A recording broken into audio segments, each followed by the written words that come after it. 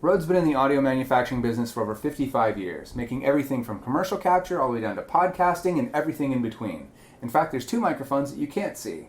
There's a safety track microphone on this camera, and we're using Rode Wireless Go 2s for our audio capture. I'm Ron Burke, Editor-in-Chief for GamingTrend.com, joined today by... I'm the lead singer of Rush of Red, R0DE. Today we're going to unbox all of these devices, talk a little bit about technology and when you'd use them. Without further ado, let's unbox these things and see what's inside. To kick things off, we're going to unbox the NT-USB Mini and the NT-USB Plus. We're going to talk about the differences between them and when you might use one over the other. While I do that, I'm going to have R0DE talk a little bit about polar patterns. There are 7 major polar patterns to be aware of. Omnidirectional, which captures sound all the way around a mic head like a dandelion shape. Subcardioid, which is a slightly oblong pattern that has less input from the rear but full at the front. Cardioid, which looks like an upside-down heart, so even less sound from the rear. Supercardioid, which looks like the start of a balloon animal, little sound input from the sides, most input from the front, and about half from the rear. Hypercardioid, which is a slightly bigger pattern than supercardioid. Bidirectional, which is 2 equal bubbles, front and rear, and very limited input from the sides. And last, shotgun. This is a very narrow pattern front and back, and small inputs from the sides.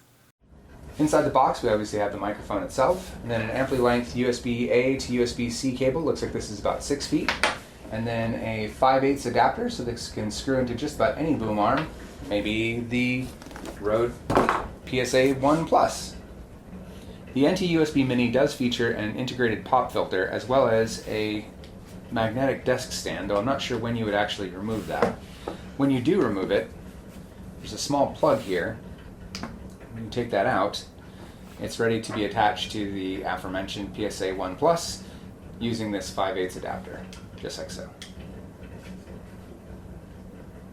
Turning the device around, this is where you're going to plug in that USB-C cable as well as a 3.5mm headphone jack for plugging in really any headset that you could use for in-game audio monitoring stuff, but this is not a Rode commercial. Back on the front of the device, we have this single knob here that can be used to adjust the headset volume and a nice satisfying clicky mute button. Now we're going to switch gears over to the NT-USB Plus and compare the two. While I unbox the NT-USB Plus, I'm going to have R0DE talk a little bit about plosive sounds, what they are, and how to prevent them.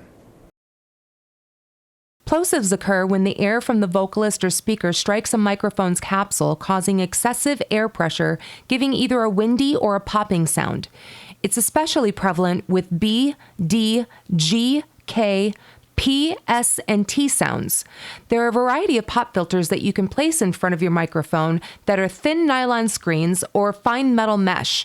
These break up the wind to the microphone so it disperses instead of hitting directly, creating the undesired sounds. This time around we have a USB-C to USB-C cable at 3 meters, which is almost 10 feet. That plugs in on the bottom of the device right here.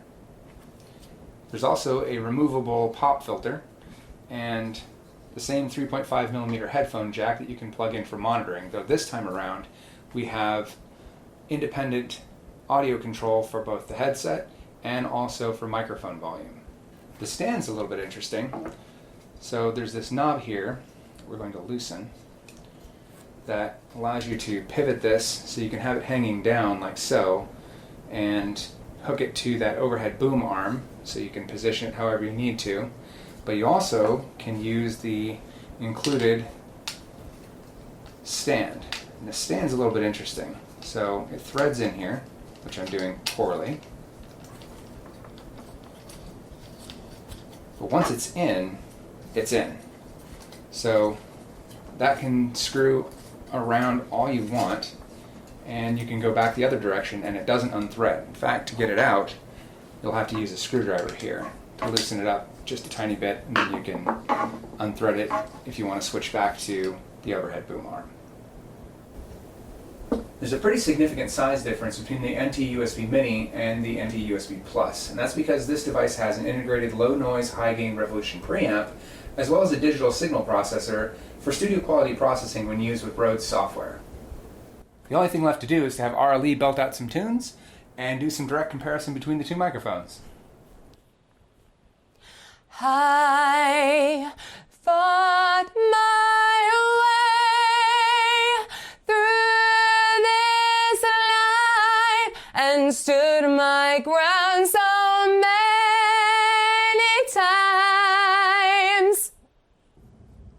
I fought my way through this life and stood my ground so many times.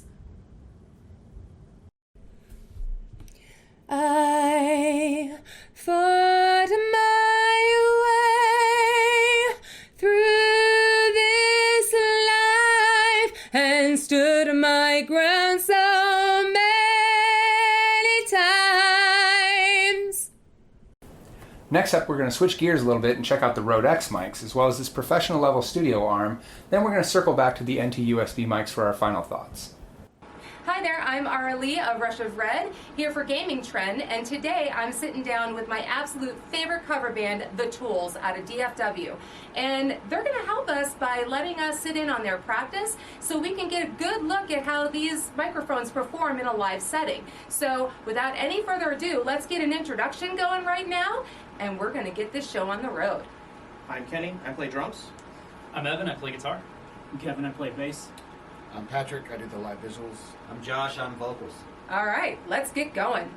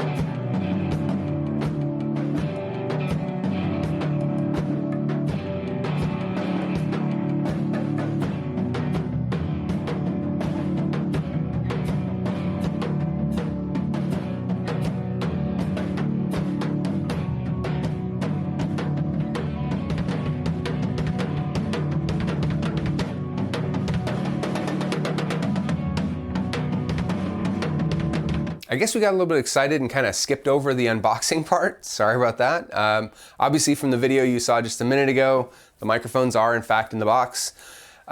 In the case of the XCM50, this is a condenser microphone. It's set up a lot like the USB Mini, where you have the same sort of controls on the front for volume. You can mute for monitoring, and then on the back it's plugged in here. It's set up for a boom arm already, so you can undersling it like so and use it for podcasting, or you can use the included tripod. Now you saw just a minute ago, R0DE was using this to be able to walk around the room. If you don't want to use a boom arm, you can obviously open this up and set it directly on your desk. For both microphones, they come with a USB-C to USB-C cable that's just shy of 10 feet and an audio extension cable that's the same length. So I'm going to turn this over to R0DE to talk a little bit about the XDM100. Thank you. This is the XDM100. It, however, is a dynamic microphone. It has an included pop filter, and you can see right here on the front is where we have our monitor input and our volume control. It's still push to mute, so thank you. And down at the bottom, we have our connection for our USB-C, and we have the threads for our included shock mount. You can put this on an overhead boom, and you can also put this on your microphone stand. Now, one of the biggest challenges of recording live audio is the space. Now, you saw in the video that that was a very confined recording studio, and the drummer had no cage. So any microphone would be challenged to record audio in that space and not completely peak out and distort. And as you can hear on both of these microphones, we didn't have any of that. Talk to me a little about what that was like to record the guitars in that space. Well, the nice thing about having these particular microphones in there, I was able to get some really crisp, clear guitar tones, which we all know Tool specifically has some really unique sounds for their guitars. So sometimes that comes across in area recording, like when you're doing it on your phone, everybody hears it kind of does weird stuff. These, however, got really, really crystal clear sound on all of those interesting tones that they use. Yeah, I noticed that. And again, you were sitting the drummer directly across from the people with the guitars, and there was no separation. They were almost to the width of this table away from each other, and yet the microphone had no trouble differentiating the two sets of sounds. Yeah, it was really nice. There were, just so you know what I did to set up, I put the 50 on its stand here, and then I did start off with it on the floor in the middle of the room just to get an idea of what that sounded like. But then as I was panning around the room, I was also holding it directionally around to each one of the instrumentalist and the singer. I did the same thing with the 100, but this doesn't have its own stand, so we found out that I can actually put it on top of this. So that was really nice. You just have to put it in the shock mount. Exactly. Put it in the shock mount and you're ready to go and stand it up in the middle of your room. And again, I just walked around with it to show everybody individually and how it was able to kind of hone in when it was pointed, but it still captured the rest of the instruments in the room really, really well without any sort of feedback issues from the amps. So I want to take a second and again say our heartfelt thanks to the Tools for allowing us to record their practice space. Obviously, because they're a cover band, we can't show a lot of their music. Thanks, YouTube, for that. So I showed as much as I probably can get away from, and who knows, we'll probably still get copyright struck for that. But again, I want to say thank you to them for allowing us to be in their space while they're working their magic. And again, a big thanks to R0DE for walking us through this amazing set of recording instruments and just how they're used. And I know that I've learned a lot, so thank you very much. My pleasure. Thank you for having me do it. I'm Ron Burke, Editor-in-Chief for GamingTrend.com. Thank you very much for watching. We'll see you again very soon.